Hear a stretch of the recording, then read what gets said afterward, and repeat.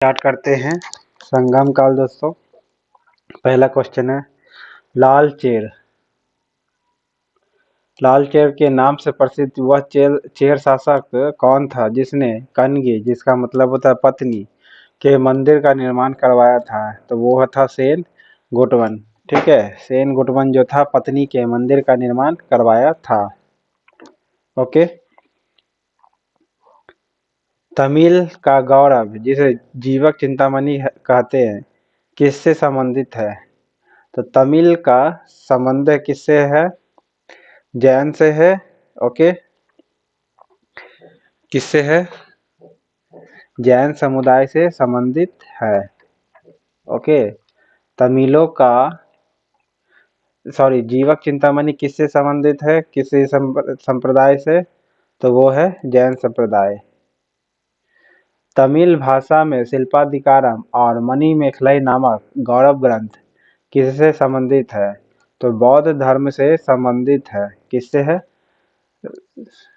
जैन धर्म से जीवक चिंतामणि जैन धर्म से, और शिल्पाधिकारम बौद्ध धर्म से। शिल्पाधिकारम और मणिमेखलाई बौद्ध धर्म से संबंधित है। कौन संगम योगीन व्याकरण रचना सर्वाधिक महत्वपूर्ण रचना मानी गई है? तो तोल्काप्पियम जो है यह संगम योगीन व्याकरण है, जो एक महत्वपूर्ण रचना मानी गई है, तोल्काप्पियम। निम्नलिखित राजवंशों में से किसका उल्लेख संगम साहित्य में नहीं हुआ है? तो संगम साहित्य में किसका नहीं हुआ? तो कदम का नहीं हुआ है। ठीक है, बाकी चेर चोल पांडे का हुआ है। चेर चोल पांडे का हुआ है। संगम युग में उरेयूर किस लिए विख्यात था? तो उरेयूर किस लिए विख्यात था? कपास के व्यापार के लिए। ठीक है, तो कपास का व्यापार का महत्वपूर्ण केंद्र था। ओके, संगम युग में उरेयूर किस लिए प्रसिद्ध था? तो कपास के व्यापार के लिए। और संगम युग में संगम साहित्य में संबंध चर्चा दिया हुआ है चेर चोल और पांडे का, कदम का नहीं दिया हुआ है। तोल्काप्पियम ग्रंथ संबंधित किससे है? तोल्काप्पियम ग्रंथ संबंधित है व्याकरण और काव्य से।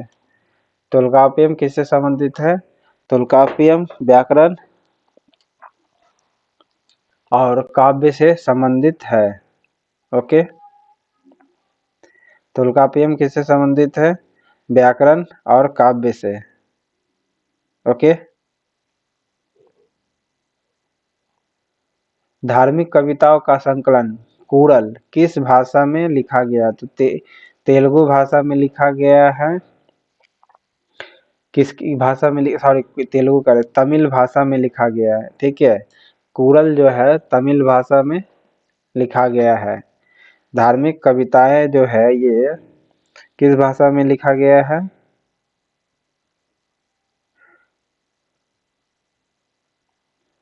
तमिल भाषा में लिखा गया है। ओके,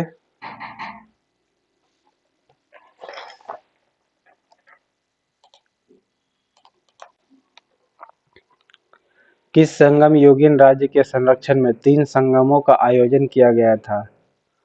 तो 3 संगमों योगिन राज्य के संरक्षण में किया गया था। किसके समय में? पांडे के या पल्लव के? तो पांडे में किया गया था। किसके समय में संगम योगिन राज्य के संरक्षण में 3 संगमों का आयोजन किया गया था? तो पांडवों का। किसने उल्लेख किया था कि नंदों ने अपना कोष गंगा की धारा में छुपा रखा है? मामूल नार ने कहा था। ओके, इसमें सुमेलित करना है। चेर जो है राजकीय चिन्ह क्या था? चेर का धनुष, चोल का बाघ और पांडे का मछली था। ठीक है, धनुष से चीर दिया जाता है, ये राजकीय चिन्ह था। चोल का राजकीय चिन्ह बाघ था और पांडे का मछली था। Option A. सुमेलित करना है। तोल्काप्पियम की रचना किसने किया था? तो तोल्काप्पियर ने लिखा। शिल्पाधिकारम की रचना इलेंगो अडिगल ने लिखा। शिल्पाधिकारम और मणिमेखलाई ये दोनों ही बौद्ध धर्म से संबंधित है। शिल्पाधिकारम इलांगो आडिगल ने लिखा है और मणि मेकलय शीतले सतनार ने लिखा है। मणि मेकलय कलय शीतले सतनार ने, ठीक है। कलय किस पर की जाती है? पीतल पर। शीतल पित्तल, शीतल पित्तल इस प्रकार याद रखते। कलय कलय शीतले सतनार, कलय किस पर करेंगे? पीतल पर, यानी शीतल लिखा हुआ है इसको, शीतल से पीतल ये कर दीजिएगा कन्वर्ट। तो आपको मणि मेखला किसने लिखा है? तो शीतले सतनार ने। शिल्पाधिकारम किसने लिखा है? इलांगो आडिगल ने लिखा है। और जीवक चिंतामणि जो जैन धर्म से संबंधित है, किसने लिखा है? तिरुतक देवर ने लिखा है। तिरुतक देवर ने लिखा है, आंसर ए। जो जैन धर्म से संबंधित है जीवक चिंतामणि। क्षेत्र है उसका मतलब है ये बताना। कुरुंजी का मतलब क्या होता है ये बताना है। कुरुंजी का मतलब पहाड़ी क्षेत्र होता है। ओके, कुरुंजी का मतलब पहाड़ी क्षेत्र। पालाई का मतलब मरुभूमि, यानी मिट्टी में पाला मार दिया, मरुभूमि हो गई, ठीक है। मुलाय, मुलाय का मतलब जंगल होता है। और मरुद दम निकल जाता है काम करते करते, तो किसानों का कृषि भूमि, ठीक है, मरुदम। और नेउल का मतलब होता है तटीय प्रदेश, यानी समुद्र का किनारा का इलाका नेउल कहा जाता है। नेउल देखते हो, नाव को रोकने के लिए पानी में एक कांटा नुमा होता है, 4-5 को एक ही रॉड में सोल्डिंग किया जाता है, तो उसे नेउल, तो उस प्रकार आप ट्रिक से याद रख सकते हैं। नेउल तटीय प्रदेश से संबंधित है। दम निकल गया काम करते करते, किसानों का कृषि भूमि, मुलाय जंगल, ऑप्शन ए। संगम यूनियन और इसके अध्यक्ष कौन थे? प्रथम संगम किसके समय में हुआ था? तो अगस्त्स के समय में हुआ था, ठीक है। द्वितीय संगम हुआ था अगस्त और तोल्कापियर के समय में। और तृतीय संगम हुआ था नक्कीरर के समय में, ठीक है, नक्कीरर के समय में हुआ था।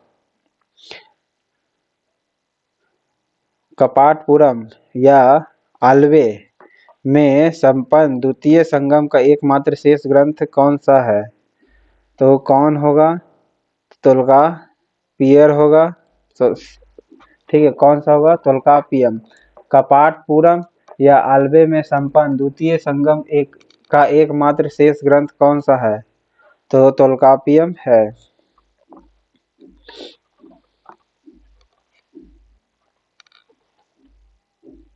किस ऋषि के बारे में कहा जाता है कि उन्होंने दक्षिण भारत का आर्यकरण किया और उन्हें आर्य बनाया? तो किसने किया था? अगस्त्य ने किया था। किस ऋषि के बारे में कहा जाता है कि उन्होंने दक्षिण भारत का आर्यकरण किया और उन्हें आर्य बनाया? तो अगस्त्य ने किया था। स्ट्रैबो के अनुसार संगम युग के किस वंश के शासक ने रोमन सम्राट अगस्त्य के दरबार में 20 ईसा पूर्व में लगभग अपना एक दूत भेजा था? तो किसके समय भेजा था? तो पांडे नरेश ने भेजा था। स्ट्रैबो के अनुसार पांडे नरेश ने भेजा था। संगम युग के किस वंश के शासक ने रोमन सम्राट अगस्टस के दरबार में 20 ईसा पूर्व के लगभग एक दूत भेजा? तो पांडे ने भेजा था, ठीक है। किसने भेजा था? पांडे ने। तिरुवर की रचना कुरल या मोपाल को कहा जाता है क्या? तो तमिल भूमि का बाइबिल कहा जाता है, ठीक है। तमिल भूमि का बाइबिल कहा जाता है कुरल, और ये तमिल भाषा में लिखा गया है। तिरुवल्लुवर का रचना कुरल नाम है, ठीक है। तिरुवल्लुवर ने किसकी रचना की थी? तो कुरल की, या मोपाल भी कहा जाता है उसको। तो तमिल भूमि का बाइबिल कहा जाता है। तमिल काव्य का इलियड किसे कहा जाता है? तमिल भूमि का इलियड कहा जाता है शिल्पाधिकारम को, जो बौद्ध धर्म से संबंधित है, ठीक है। तमिल काव्य का इलियड किसे कहा जाता है? शिल्पाधिकारम को, ओके। ये भी बौद्ध धर्म से संबंधित है। कुरल ये तमिल भूमि का बाइबिल कहलाता है। तमिल काव्य का ओडिसी किसे कहा जाता है? तो शिल्पाधिकारम को कहा जाता है ओडिसी, या मणि मेखलाई को कहा जाता है ओडिसी। इलियड कहा जाता है शिल्पाधिकारम को। ओके, और ओडिसी कहा जाता है मणि मेकलई को। ओके, कलई की जाती है बताए थे शीतले सतना ने लिखा है। तो मणि मेकलई तमिल काव्य का ओडिसी किसे कहा गया? मणि मेकलई को। ओके, तमिल काव्य का ओडिसी किसे कहा गया है? शिल्पाधिकारम को। ठीक है, तमिल काव्य का ओडिसी किसे कहा गया? शिल्पाधिकारम को कहा गया है। पूह या कावेरी पट्टनम की स्थापना किसने की थी? कावेरी पट्टनम की स्थापना कार्यकाल ने किया था। ओके, पूह या कावेरी पट्टनम की स्थापना किसने की थी? तो कार्यकाल ने किया था। ओके, पत्नी के मंदिर का निर्माण सेनगुटवन ने करवाया था। सुमेलित करना है।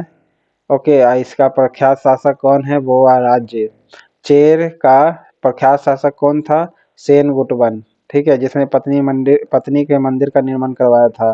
चोल का प्रख्यात शासक कार्यकाल था। और पांडे का प्रसिद्ध शासक नेंडू जेलियन था। ओके, चेर का धनुष भी चिन्ह था, राज्य का चिन्ह। चोल का बाघ और पांडे का मछली। और पांडे का प्रख्यात शासक का नाम लीजिएगा तो नेंडू जेलियन था। चोल का प्रख्यात शासक कौन था? तो कार्यकाल था। और चेर का सेन गुटवन था।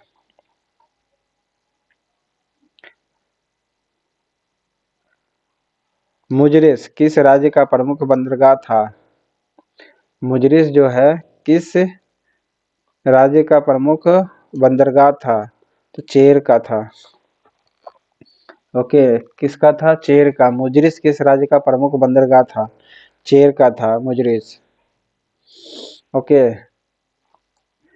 किसके संबंध में यह कहावत है कि जितनी जमीन में एक हाथी लेट सकता है उतनी जमीन में 7 आदमियों का पेट भर सकता है?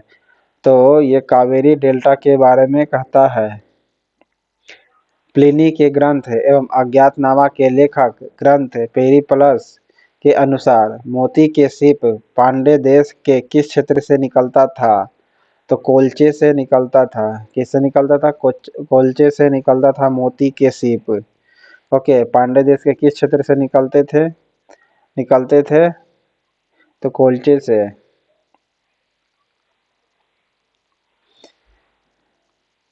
गाय या अन्य वस्तुओं के लिए लड़ते लड़ते मरने वाले वीरों के सम्मान में खड़े किए जाने वाले वीर प्रस्तर को कहा जाता है क्या?